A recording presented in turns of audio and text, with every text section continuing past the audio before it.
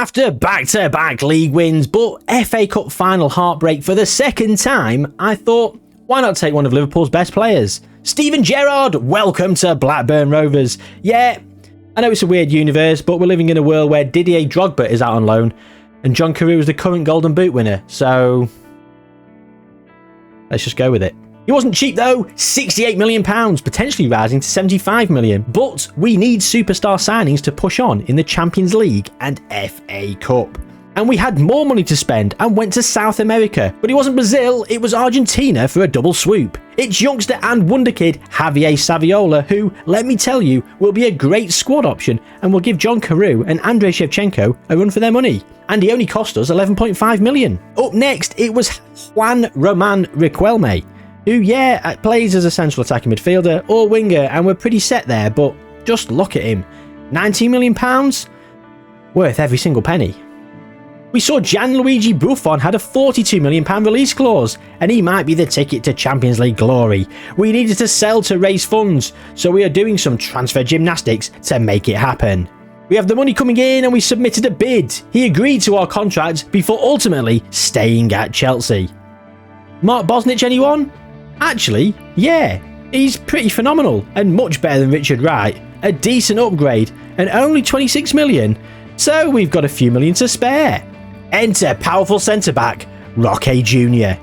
Now that's what I call a summer transfer window. Can we go and win it all?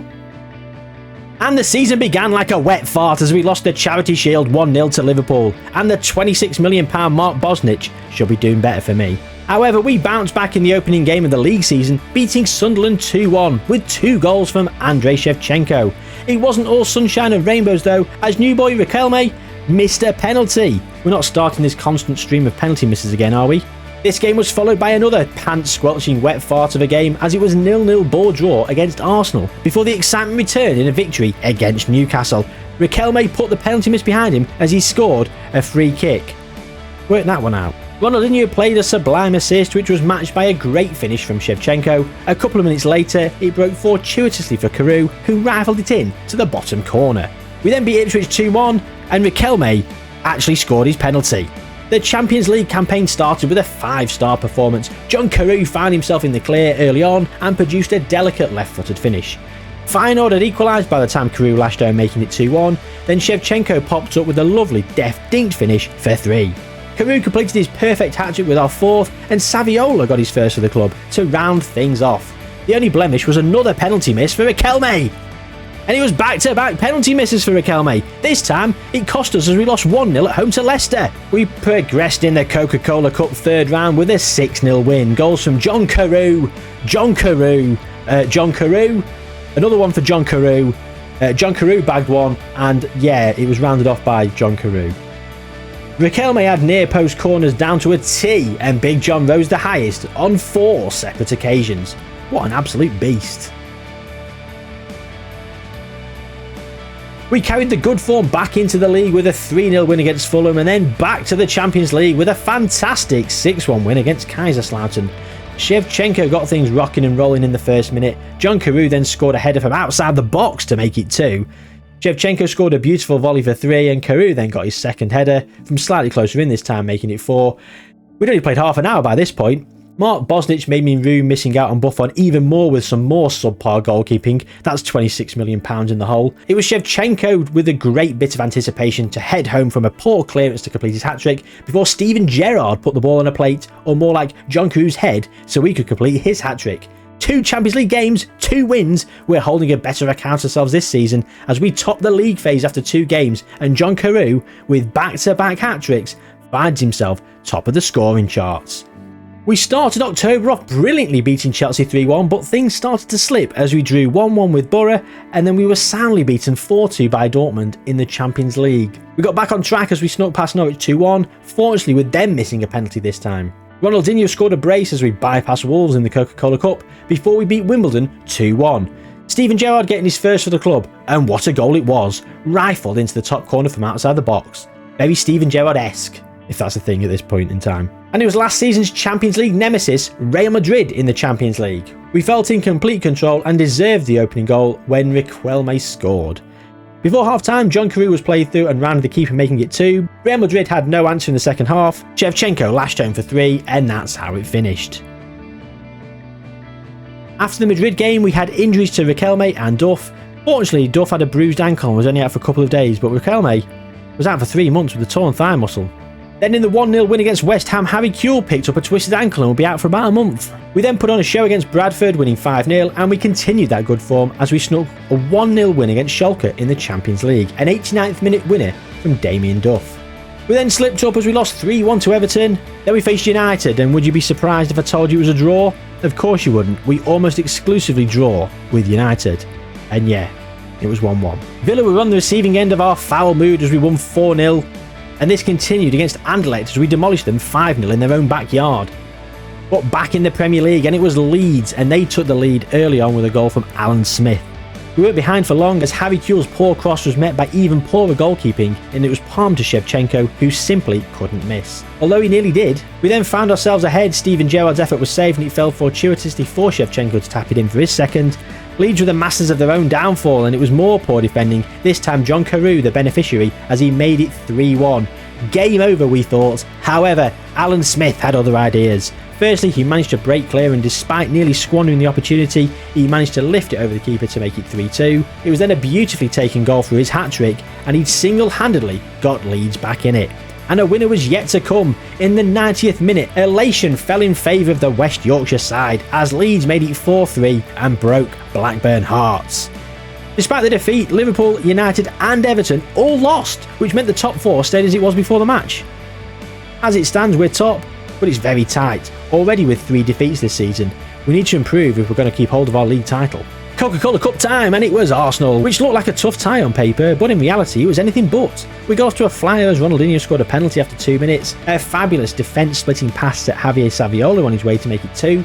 Patrick Vieira grabbed one back, but John Carew uncharacteristically let fly from outside the box, and poor goalkeeping restored our 2-goal lead. We continued in free-flowing scoring form and ended up running out 7-2 winners. We then beat Liverpool 2-1, a brace for Javier Saviola. We came from behind and scored quite late to seal the win. Saviola settling in and coming up with the goods. Up next was Spurs. After falling behind just before half-time, we came back into the game at the start of the second half as Shevchenko equalised. Saviola scored again, continuing his rich vein of form, giving us a 2-1 lead. Spurs hit back, making it 2-2, 13 minutes from time. 4 minutes later, Andrei Shevchenko had the chance to score from the spot, and he failed, spooning it wide. He did redeem himself, however, in the 94th minute. The ball broke to the penalty spot of all places, and this time, from open play, Andrei Shevchenko did not disappoint.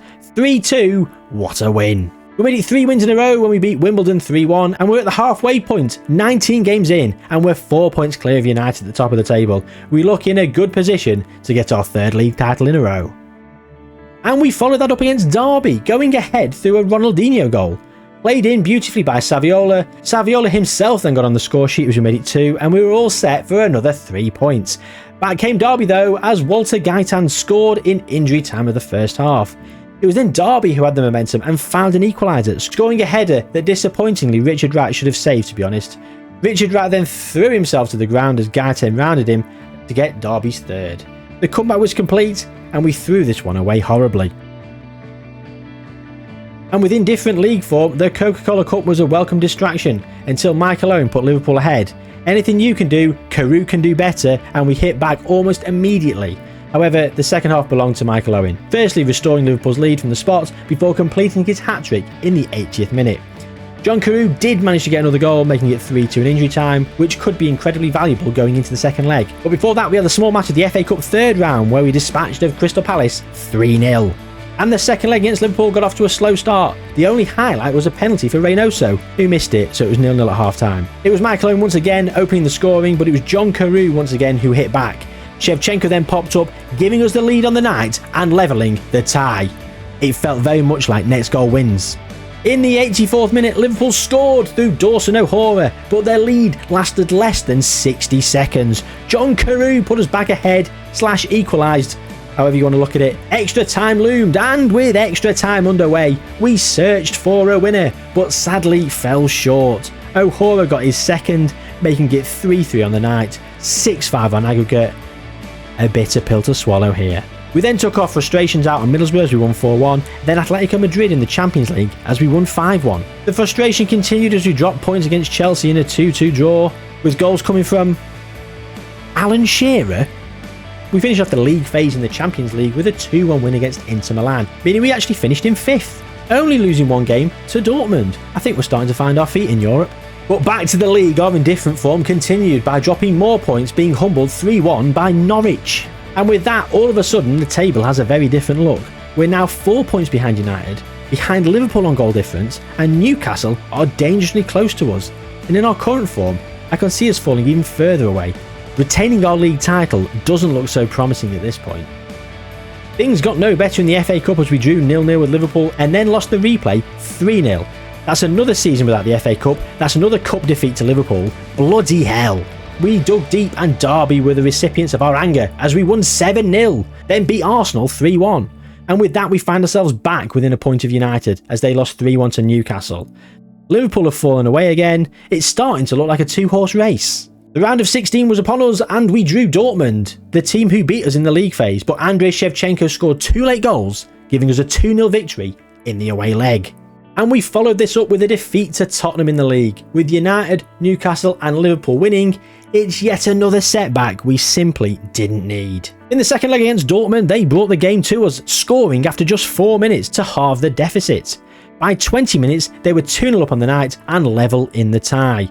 John Carew showed a great change of pace and slotted in Andrei Shevchenko, who put us back in the lead. Mark Bosnich, well, I have no words for that. What was he doing? 3-1 to Dortmund and the tie was poised once more. With about 10 minutes to go, Riquelme whips in a devilish free kick, Shevchenko nodded home and we scraped through. 4-3, but hardly the most convincing of performance. We then lost to Liverpool for the 3rd time this season, 3-1, making it 3 defeats on the bounce, but then we bounced back as we beat Sunderland 3-1 and Aston Villa 3-0. And as we beat Villa, Liverpool beat United, turning this 2-horse race into a 3-horse race once more. We're 3rd with a game in hand, 3 points behind Liverpool, 4 points behind United.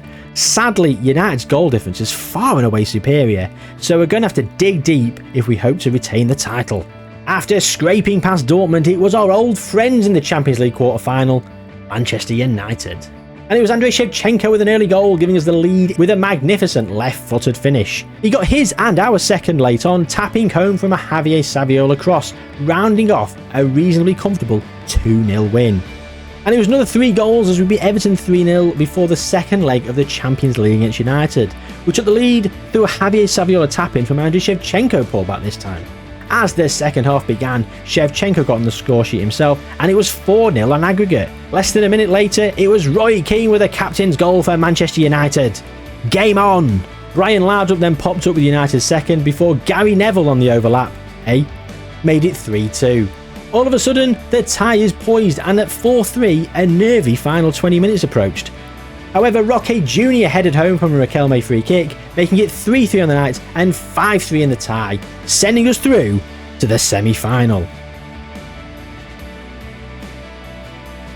After progressing to our second consecutive Champions League semi-final, we beat Bradford 5-1 in the league, which left us second behind Liverpool with a superior goal difference and a game in hand. And that game in hand was against Leeds, and it was more 90th minute drama, and once again it went against us as we drew 1-1, meaning we failed to go top, and to add insult to injury, United won 4-3 against Leicester and leapfrogged us to go back into second. Then we benefited from a last minute goal as Shevchenko coming up clutch in the 92nd minute as he equalised for us against West Ham. Leeds fortunately held United and Villa beat Liverpool, meaning we actually closed the gap on Liverpool. 1 point separates the top 3. It's incredibly close. And the semi-final of the Champions League got off to a rocky start. Patrick Kluivert heading home for Barcelona, giving them a 1-0 lead at the break. In a cagey game, Michael Ballack came up with the equaliser 10 minutes from time, leaving the tie finally poised.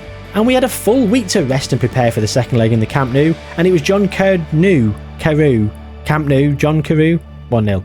However, it was cancelled out by Patrick Kluivert just a few short minutes later. Rivaldo then played a mesmerising ball through for Luis Figo, who gave Barcelona the lead in the second half.